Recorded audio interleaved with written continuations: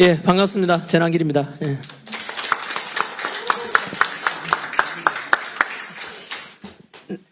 네, 먼저 좀 방송이 겹쳐가지고 좀 늦어서 죄송합니다.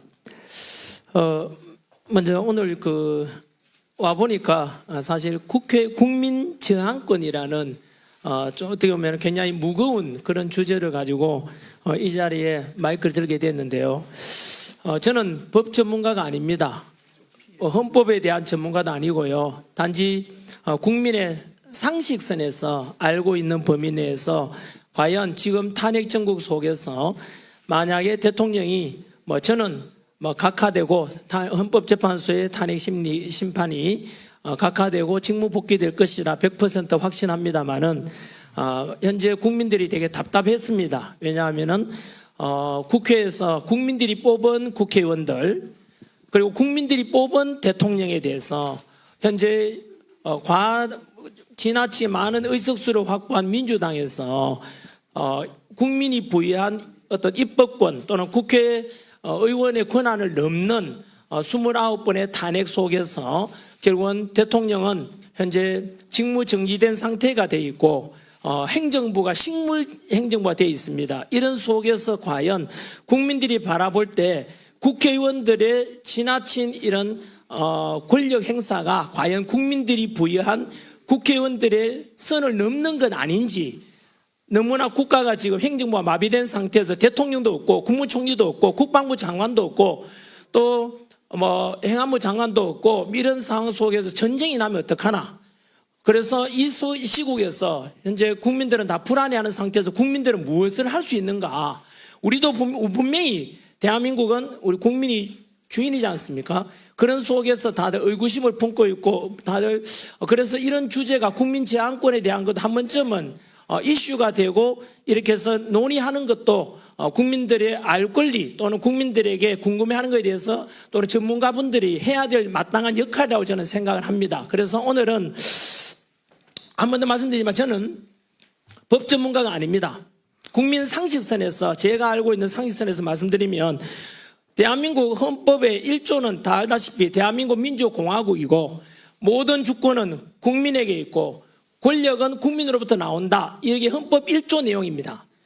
그래서 이 헌법 1조에 근거해서 말씀드리면은 현재 모든 국민들이 생각은 하고 있지만은 우리가 주권 행사하는 방법이 마땅히 있는가? 투표를 통해서 국회의원 뽑고 투표를 통해서 대통령 뽑고 그것이 다인데 이렇게 뽑아놓은 국회의원들과 대통령이 우리 뜻하는 대로 아닌 다른 방법으로 가고 있으면 어떡할 것인가에 대해서 헌법에는 나와 있지만 우리 국민 저항권에 대한 사전적인 의미를 제가 말씀드리겠습니다.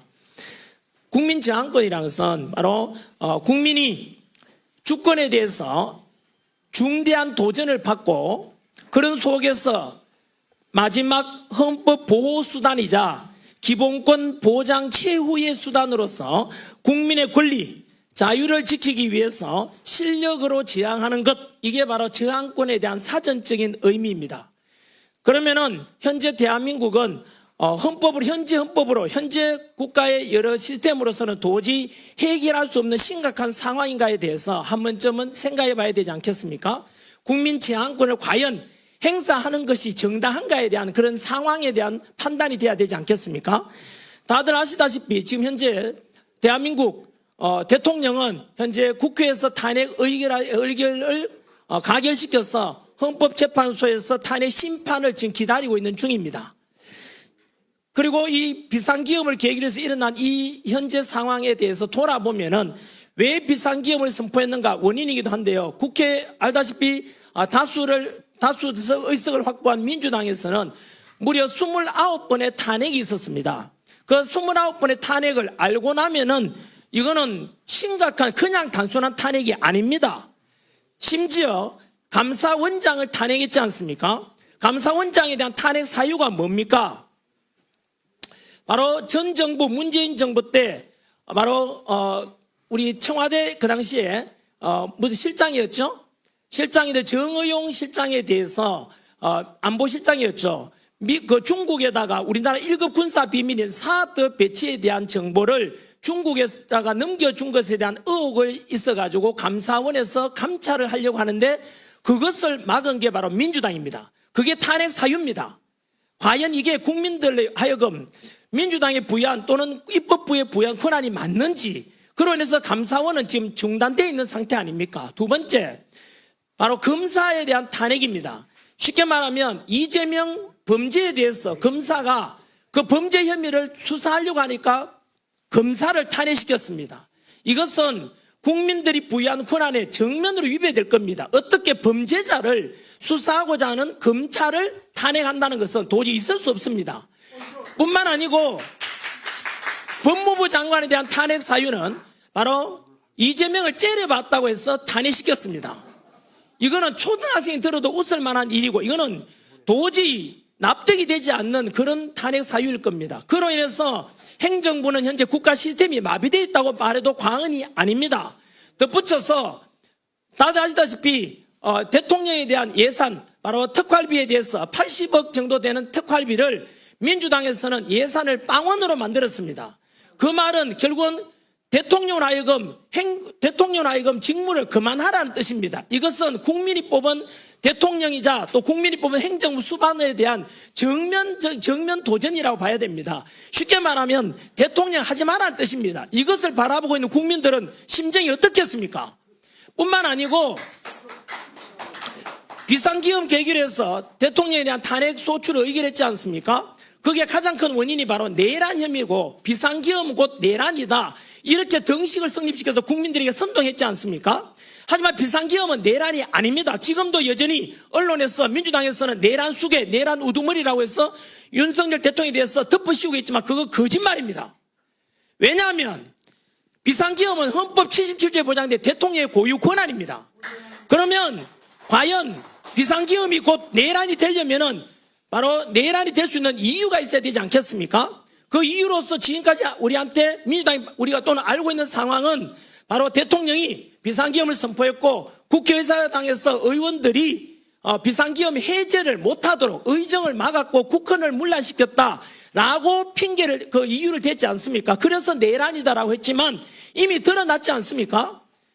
뭐냐면 바로 그 내란 그 혐의로 덮어씌우기 위해서 국회의원들이 비상기금 해지를 못하도록 의결을 못하도록 국회를 끌어내라라고 했다라고 했는데 그것이 조작됐다니 드러났지 않습니까? 바로 특전사령관 곽종건 특전사령관을 김병주 민주당 의원 그리고 부성찬 그리고 박범계 민주당 의원이 미리 불러가지고 리허설 됐다고 이미 다 정언이 나왔습니다. 그리고 곽종건 스스로 이미 음성 녹음도 이미 밝혀졌지 않습니까?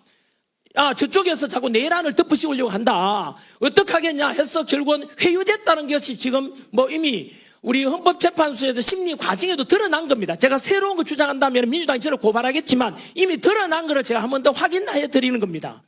그리고 대통령이 바로 명을 내렸다고 또 거짓말한 게 바로 체포 명단 파악했지 않습니까? 체포 명단. 그거 역시 국정원 차장 홍장원이 받았다는 그 메모도 바로 민주당의 박선원 의원에 의해서 그 감정평가 했는데 감정평가 뭐라 하죠? 자피평가.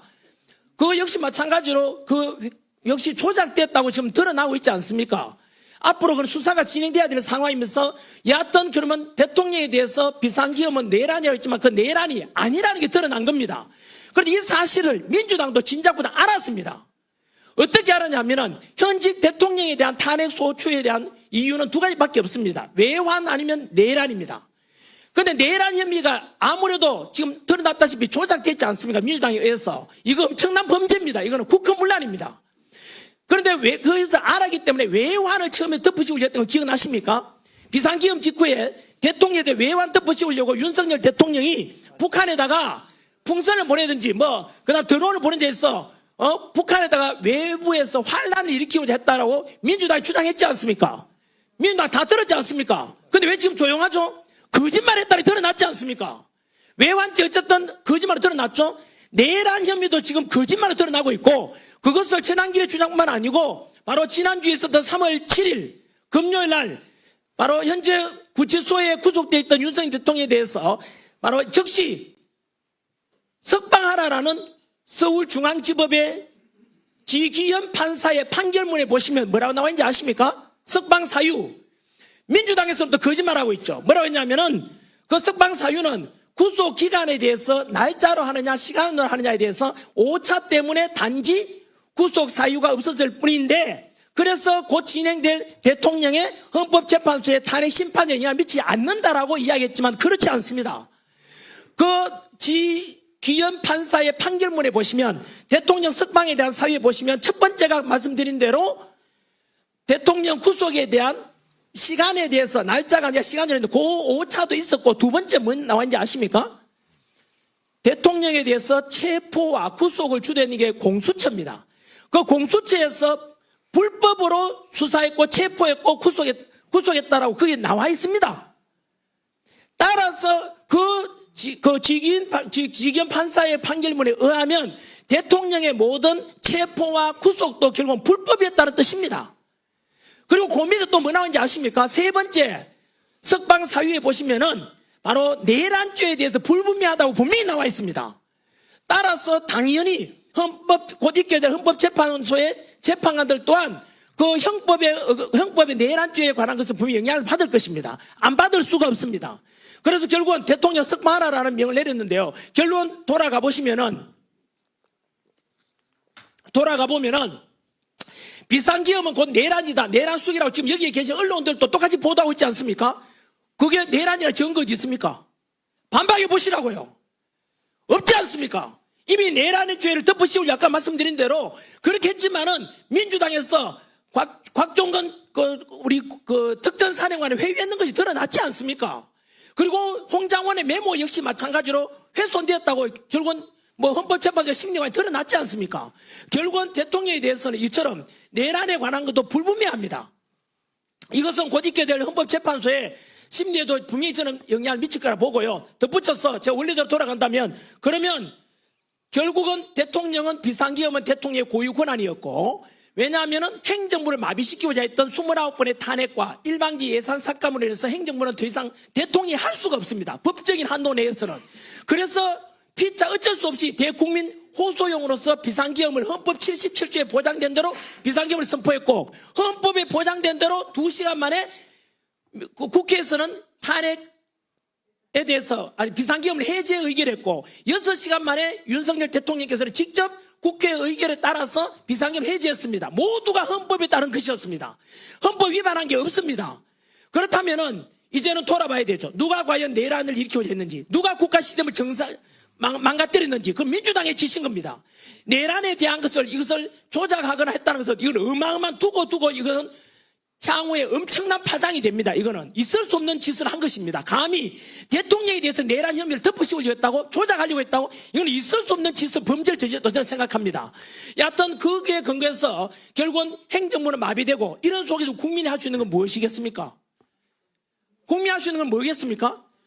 국회의원에게 부여한 우리의 권한을 넘어서 지금 행정을 마비시켰지 않습니까? 현재 국회의원들 우리가 소환할 수 있는 소환제도 없지 않습니까? 그러면 할 수 있는 게 뭐겠습니까? 결국은 국민의 저항권밖에 없다고 저는 생각합니다. 여러분 박수 부탁드립니다. 아까 말씀드린 대로 이 국민 저항권은 좀 듣기에는 공포감을 주지만은 이것은 바로 현재 국회에서 했던 금방 말씀드린 그런 사례들을 들어볼 때 우리는 민주공화국의 주인은 국민입니다. 우리가 주인입니다. 우리 국민이 할 수 있는 권한을 행사해야 되는 정당한 권리 행사입니다. 그래서 마지막 우리의 자유를 보장받고자, 마지막 우리 기본권을 보장받고자 저는 저항할 수 있다고 저는 생각을 합니다.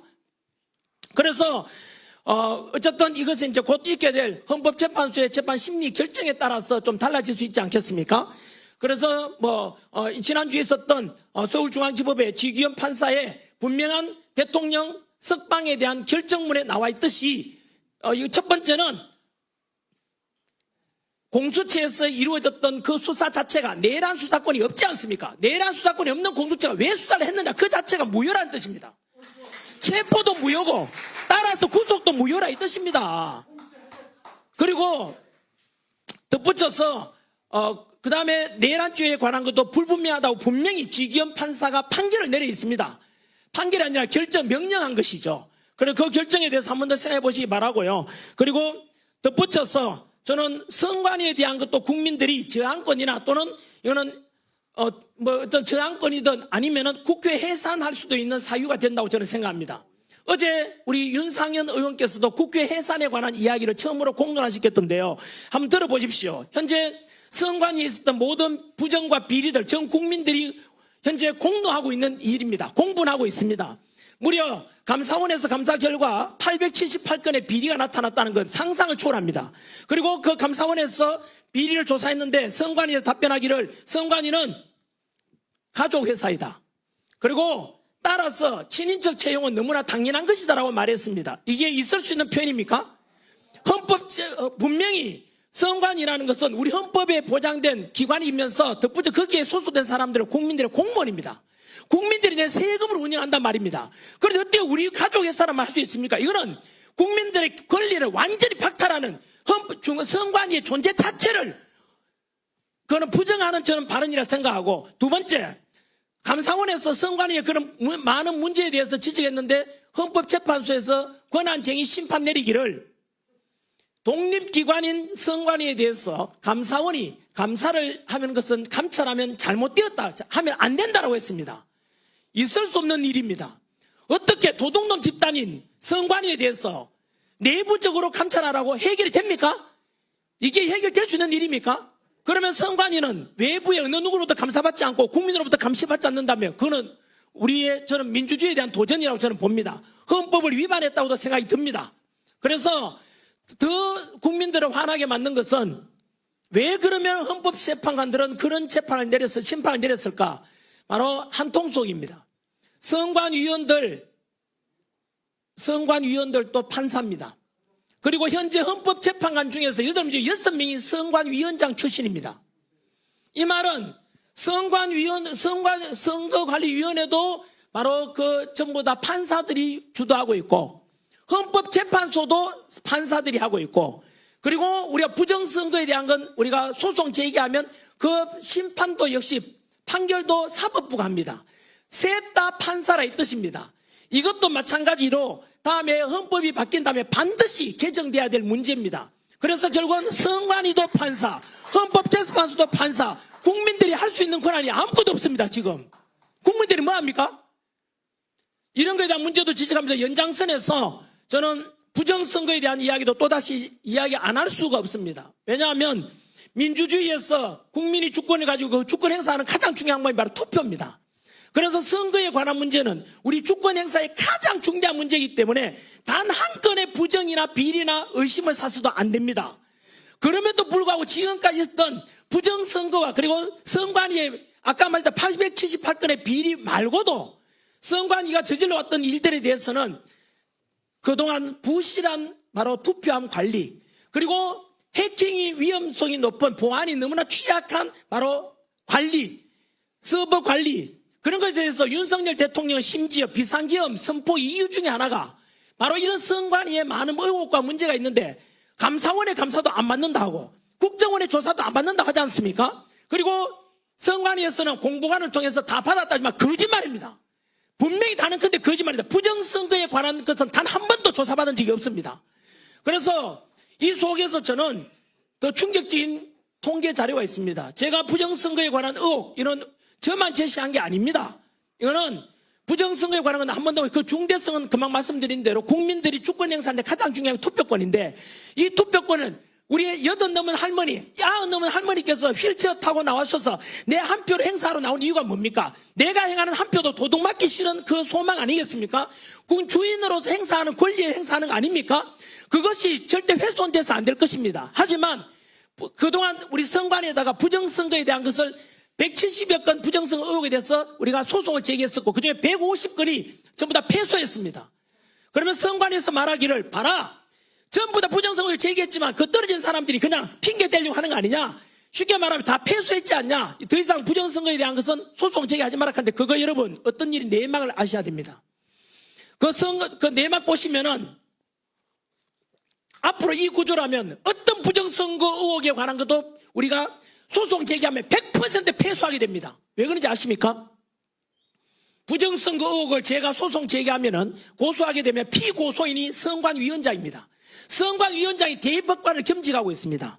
지방선관위원장은 지방판사가 겸직하고 있습니다. 결국은 판사가 곧 선관위원장을 겸직한다 이 뜻입니다. 쉽게 말하면 판사는 중간에서 심판을 제대로 판결해 줘야 될 건데 선관위와 한통속이다 이 뜻입니다. 여러분 제대로 재판이 되겠습니까?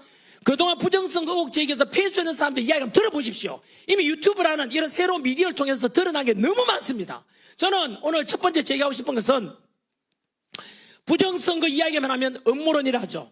음모론이라 말하는 사람은 무지해서 그렇습니다. 저도 원래도 그랬습니다. 저도 원래는 음모론 아닌가? 아까 말씀드린 대로 부정선거 의혹 제기하게 되면은 야 그거 선거에 제가 편제되려고 하는 거 아니냐, 면피용 아니냐라고 했지만 실제로 그렇지 않습니다. 너무나 많은 부정선거에 대한 의혹에 관한 것도 너무 많고 그것에 대해서 저는 공론화시켜서 두 번째 서버 관리 너무나 부실합니다. 그리고 세 번째 사전 투표에 관한 게 너무 깜깜입니다. 예를 들어 보십시오. 전환길이가 부정선거 의혹이 있다. 우리 대한민국도 대만처럼 수개표하고 수작업으로 투표하고 수개표하고 수작업으로 집계하자 그랬지 않습니까? 그런데 언론에서는 제 말을 잘라가지고 야 대한민국에 전부 다 수개표하고 다 하는데 왜 그러냐, 전자개표하지 않는데? 라고 하더라고요. 여러분 거짓말입니다. 여러분 우리나라에 선거는 크게 투표 세 종류가 있습니다. 당일 선거 때는 크다란 강당 같은 데 모여가 개표 같이 하지 않습니까? 수작업합니다. 저희 아내도 공무원으로서 가서 거기에 작업 참여하기도 저 다 알고 있습니다. 하지만 거기서는 부정이 잘 일어나기 쉽지 않습니다. 왜? 다 보고 있으니까요. 하지만 집계와 그 다음 이상은 전산으로 진행됩니다. 제가 문제 제기한 것은 뭐냐면은 바로 사전투표입니다. 사전투표 두 종류가 있습니다. 관내 투표와 관외 선거 투표가 있거든요. 관내라는 것은 내가 선거 당일날 여행 가겠다. 그날 내가 부재 중이니까 미리 그 장소에 가서 투표하는 곳에 투표하는 겁니다. 이게 관내 선거고 사전선거. 관외 선거라는 것은 아예 해외에 가 있거나 이럴 때 우편으로 보내는 겁니다. 우편으로 보내는 거 한번 여쭤보겠습니다. 여러분 혹시나 관외 투표하신 분들 요즘 쿠팡이나 물건 하나 사도 내 물건이 배달이 왔는지 아닌지 카톡 오고 문자 옵니다. 그런데 관외 투표하신 분들 내 투표했는 것이 제대로 선관위에 제대로 갔는지 연락받은 적 있습니까? 그거 택배 보낼 때 경찰이 다 참관합니까? 안 하잖아요. 전환길이 아니라 전두길, 전삼길, 전사길 투표했다고도 알 수가 있습니까? 그걸? 모르잖아요. 선관위에서는 그럴 리가 없다지만 그 아닌 것을 말하는 게 아니라 아닐 수 있다는 것 의혹 제기할 수 있는 거예요. 거기다가 사전투표 이것에 대해서 아마 저는 이건 제 이야기 아닙니다. 저는 이영돈 PD라고 KBS PD 하신 분이 최근에 유튜브 올린 거에 의하면 22대 총선입니다. 불과 작년입니다. 작년 있는 투표에서 무려 사전 투표와 그래서 당일 투표가 있는데 당일 투표에서는 당선되었는데 사전 투표 때문에 떨어진 사람이 50명. 거꾸로 말하면 당일 투표에서 지고 사전 투표에서 이겨가지고 당선된 사람이 무려 50명이나 됩니다. 그러면 사전 투표에 대해서는 한 번 더 말씀드리겠습니다. 관내를 하든 관외를 하든 간에 당신들이 참관인 속에서 전부 다 참관하면서 확인했습니까? 당일 투표는 화면에 나오지 않습니까? 강당에서 모여서 하니까. 하지만 사전 투표에 대해서는 깜깜이 아닙니까? 자신 있게 나는 다 확인했다 말할 수 있는 사람 있습니까? 선관위 직원들도 그렇지 못할 겁니다. 그래서 심지어 50명이나 이렇게 사전 투표와 사후 투표를 통해서 당일 투표를 통해서 당락이 바뀌는 것에 대해서 투명성 있게 가야 되지 않습니까? 그래서 저는 이 문제는 만약에 저는 확인한다 또는 확실하다 말은 하지 않겠습니다. 부디 이영돈 PD가 올렸던 그것을 보게 되면 우리나라 통계학의 굉장히 권위자입니다. 서울대학교 박성현 교수님이 통계학 그쪽이 굉장히 권위자인데 그분이 말씀하시기를 사전 투표에서 득표수 전산화된 걸 보는데 이것은 신이 개입하지 않으면 나올 수 없는 통계라고 말했습니다. 한 번 더 말씀드릴게요. 사전 투표에 대해서 득표수 통계 자료를 보니까 신이 개입하지 않으면 이루어질 수 없는 통계 자료가 나왔다고 말했습니다. 이거는 통계학 전문 교수님의 표현입니다. 단순히 우리가 음모론이라 하는 사람들 그걸 끝까지 주장하는 사람은 무식하거나 덮고자 하는 사람일 겁니다. 저는 단호히 말씀드립니다. 그래서 저는 이 부정선거에 관한 것은 어제 윤상현 의원께서 우리가 국회 해산해야 된다는 그런 말씀 하시던데 저 역시 마찬가지 이것이 사실이라면 이거는 국회 해산의 사유도 된다고 생각합니다. 박수 한번 주세요. 박수 한번 주세요. 정리하겠습니다. 선관위에 대해서 부정선거에 관해서 많은 언론들 보고 계십니다만은 저는 분명히 제안했습니다. 현재 우리나라는 선관위, 보시다시피 선관위 누가 믿습니까, 지금? 깜깜이로서 자기 가족의 가족 등여가 이게 말이 됩니까, 이게? 감사도 받지 하지 않습니까? 이런 선관위가 하는 일들에 대해서 우리가 신뢰할 수 있습니까? 없지 않습니까? 그리고 전환길이가 선관위를 비판했습니다. 전환길이가 선관위 비판했는데 민주당이 전환길을 고발했습니다. 민주당이 답변하셔야죠. 전환길이가 민주당 비판하는 게 아니라 선관위 비판했는데 왜 민주당이 저를 고발합니까? 이유를 말해야죠. 공범이란 뜻이지 않습니까? 덧붙여서 국민의힘에서 사전선거 없애자, 우리 다시 선거에 대해서 우리 선거 제도에도 개선하자라고 법률안을 제시했는데 민주당 답변하셔야죠. 이대로 듣고 갈 것입니까? 여러분, 이거는 국민이든 선관위 직원이든 여당이든 야당이든 향후 우리가 공정한 투표를 위해서는 어느 누구를 막론하고 우리가 문제 있으면 부실하면 안 되지 않습니까? 다음에 대선하든 총선하든 지방선거를 하든 간에 다 공개적으로 하고 보다 신뢰 있는 선거제도를 개선해야 되지 않습니까? 이걸 듣고 가자 한다면 그 듣고 하자는 그 당은 그 사람은 범인입니다. 부정선거 저지르겠다는 뜻이지 않습니까? 이렇게 부실 의혹이 많은데 왜 개선하지 않습니까? 저는 제가 생각하는 대안은 이렇습니다. 처음에 이미 2달 전에 제가 제안한 것처럼 대만식 선거를 제안합니다. 대만은 전 세계 IT 강국이자 반도체 수출 1등 국가지만 절대 전산하지 않습니다. 초등학교 반장 선거 하듯이 그 자리에서 투표하고 투표함 이동 없이 그 자리에서 개표하고 참관인 보는 데서 그 자리에서 투표함 이동 없이 집계까지 다 합니다. 왜 투표함 이동하지 않겠습니까? 혹시라도 있을 수 있는 부정의혹을 사전에 방지하고 두 번째 왜 전산을 안 하겠습니까? 못하는 게 아닌 게 안 하지 않습니까? 왜 안 하겠습니까? 전산하는 것은 중간에 아까 박성현 교수가 이야기한 것처럼 통계상에 누군가가 해킹을 통해서 의도적으로 조작할 가능성이 있기 때문에 절대로 사전에 그런 부정의 가능성을 없애고 차단하기 위함 아니겠습니까? 대만처럼 불과 우리 보름 전에 독일도 역시 수작업을 합니다. 독일의 유권자가 5,300만 가까이 돼 5천만이 넘는데 그거 수작업으로 개표하는데 8시간 만에 다 했답니다. 여러분 독일도 역시 선진국인데 왜 그만 전산화하지 않겠습니까? 바로 이겁니다. 민주주의의 근간은 선거고 그 주권 행사는 가장 중요한 말이 바로 투표 선거인데 그 선거만큼은 가장 공정하고 가장 국민들의 설득력 있는 쪽으로 가야 되지 않습니까? 따라서 우리는 다음에 어떤 선거가 있더라도 그 되기 전에 저는 절대로 전산하지 말고 우리 국민들 기다릴 수 있지 않습니까? 그냥 수개표 그 자리에서 반장 선거하듯이 그렇게 하자는 것을 제안하고 우리가 사전투표에 대해서 보십시오. TV 보다 보면 A 후보, B 후보, 유력 또는 뭐 이렇게 나오지 않습니까? 근데 한참 개표하다가 사전투표 통계가 탁 나오잖아요. 그 사전투표 통계 자료 본 사람 있습니까? 모르잖아요. 그냥 TV에 나오는 걸 받아들이잖아요. 그래서 아까 이영돈 PD가 지적한 대로 이거는 어마어마한 사건입니다. 그분이 단순히 우기는 게 아니라 통계 자료를 가지고 밝히고 있습니다. 통계를 해보니까 당일 투표에서 떨어졌던 사람이 사전 투표를 통해서 합산해보니까 당선으로 바뀐 사람이 50명이라 돼요. 50명. 이런 거에 대해서 언제까지 우리가 음모론이라고 언제까지 부정할 것입니까? 저는 한 번 더 말씀드립니다. 여당이든 야당이든 국민이든 선관위 직원이든 간에 이제부터는 우리 대한민국 선거제도를 바꿔가야 되지 않겠습니까, 여러분? 여기에 누가 반발하겠습니까, 여러분? 반대하는 사람이도 그저 반국가적인 사람이라고 저는 생각합니다. 왜 부정선거 의혹이 이렇게 많은데 불구하고 왜 개선 안 하려고 하는지 저는 이해가 되지 않습니다. 저는 대만식 이런 오직 투표만큼만은 그래서 80 넘은 할머니께서 100세 넘은 할머니께서 휠체어 나와서 그 한 표 행사하는 것을 절대로 도둑맞지 않도록 해야 될 겁니다. 경기도 파주 지역에 진동면이가 얻은 면이 있어 검색하면 나옵니다. 파주에서 21대 총선에서 거기에서 유권자 수보다 득표수가 더 많이 나온 사람도 있습니다. 여러분 이게 뭔지 아십니까? 옛날 3.15 부정선거하고 비슷합니다. 유권자 수보다 득표수가 더 많고 100세 입은 넘은 사람이 그렇게 많이 나왔습니다. 왜 우리가 묵인합니까? 여러분 이거는 증거입니다. 증거. 이게 무슨 음모론입니까? 한 번 더 말해 음모론이라 주장하는 사람은 무식하거나 애써서 외면하려는 둘 중에 하나일 겁니다. 저는 국민들이 다 알기를 바랍니다. 저는 진실을 알리고 싶습니다. 여하튼 이야기가 좀 길어서 죄송합니다만은 첫 번째 드린 말씀은 국민 제한권 차원에서 과연 지금 우리 국민이 부여한 국회의원들의 권한을 넘어서 행정부를 마비시키고자 하는 29번의 탄핵, 그 탄핵 속에는 국가 시스템을 중단시키고 대통령 특활비를 빵원 만들었다는 것은 아예 대통령 직무를 못하게 하는 것입니다. 그것은 국민이 국회의원에 부여한 권한이 아닙니다.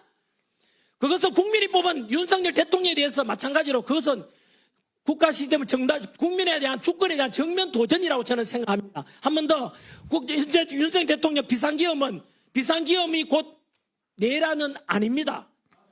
절대로 될 수가 없습니다. 그거는. 여기 언론인들께 묻겠습니다. 우리 중학교 때 배운 사회 지식을 활용하면은 중학교 때 이렇게 배웠습니다.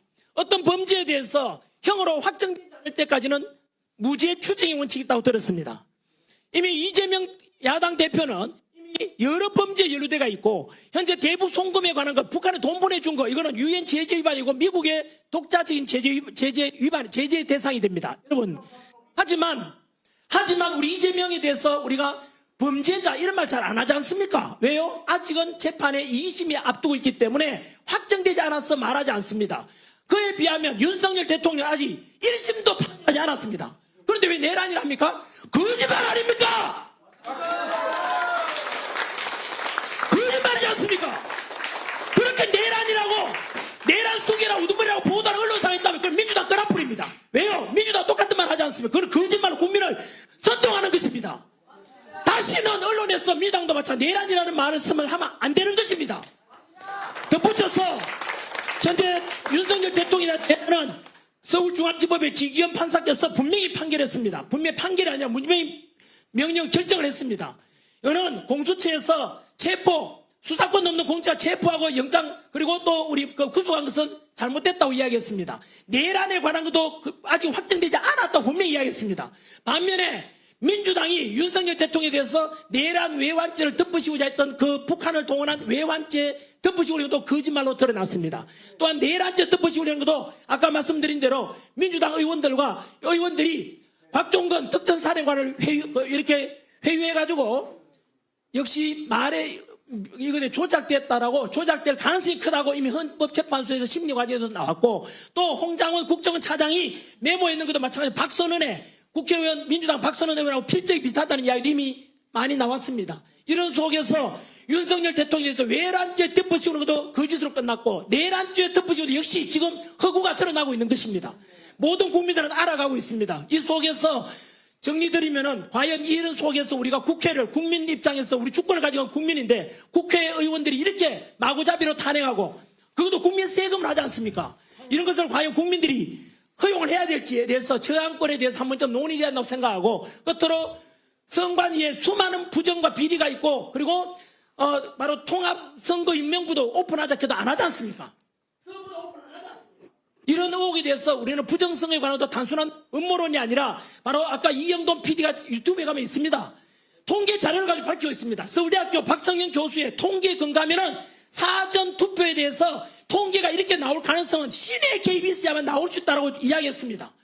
그런 속에서 우리가 그렇게 해서 만약에 그 이영돈 PD 통계에 의하면은 떨어질 뻔했던 국회의원이 사전 투표에서 많은 표를 얻어가지고 50명이 당선됐을 수 있다. 쉽게 말하면 50명의 당락이 바뀔 수 있다. 이런 주장이 있습니다. 국민들이 알고 난 뒤에 판단했으면 좋겠습니다. 그것이 만약에 사실로 드러난다면 22대 총선은 무효가 됩니다. 무효가 되기 때문에 조기 총선을 해야 된다 이 뜻입니다. 이거는 국민들이 알아야 된다고 저는 생각해서 강력히 주장합니다. 저는 이상으로서 이거는 제가 법 전문가도 아니고 국민의 상식선에서 말씀드렸습니다. 혹시나 표현이 좀 과격하거나 또는 비법적인 이런 표현이 있더라도 양해 좀 해주시기 바랍니다. 감사합니다. 자, 여러분 잠깐.